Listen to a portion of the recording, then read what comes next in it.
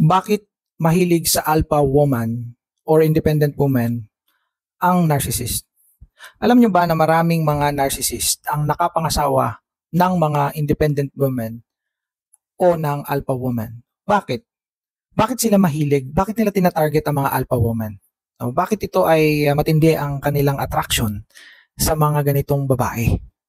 Ito ay dahil sa ang mga alpha woman, ang mga independent woman ay mga matitinding kababaihan. At itong mga kababaihan na ito, ang mga highly confident na mga babae. Sila yung mga highly successful na mga babae, sila yung mga matitibay, mga decisive. Sa madaling salita ay ito yung mga kababaihan na mataas ang level.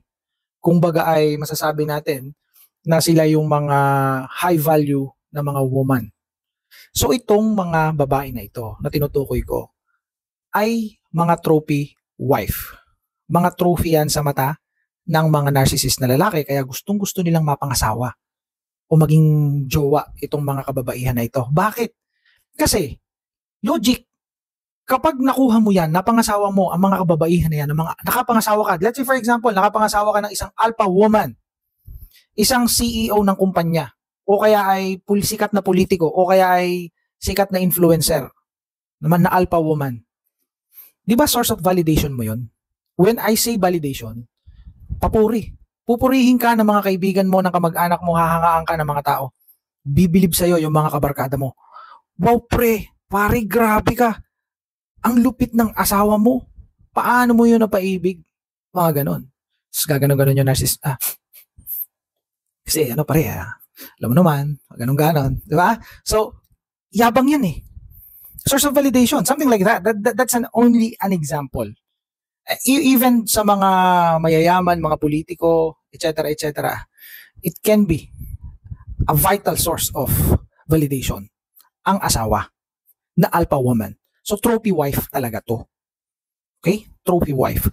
Sila kasi nga, yung mga may pagmamalaki mo talaga. Yung babae na meron talagang sinasabi.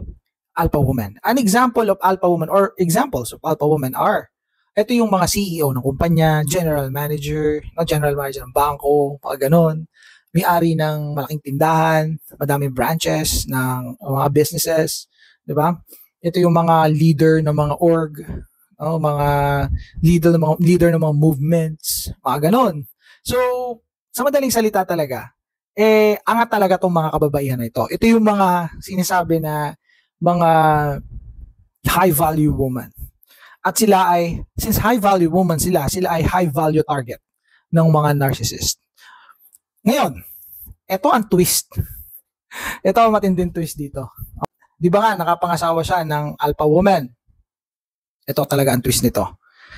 Hindi alam ng isang narcissistic husband o na isang lalaki na narcissist na ito ang kanyang bangungot. Ito ang nightmare niya. Yung sinasabi na mindset ng narcissist na master-slave relationship, ay hindi yun uubra doon sa babae na alpha woman. Kasi may boundaries sa mga alpha woman. And yung love bombing, hindi yun basta-basta natalab o hindi yung ganun ka-epektibo sa mga alpha woman. Kasi ang alpha woman, hindi nangangailangan ng matinding validation. Okay. Alam niyo ang ending nito? Makikipag-anal yung misis, makipag-divorce yung misis, kung may sasabihin lang niya siya, okay, I can live without you. Something like that. Why? Because that woman is an alpha woman. May mga pangyayari pa nga na sinasabi ng alpha woman na I need you, but I can live without you.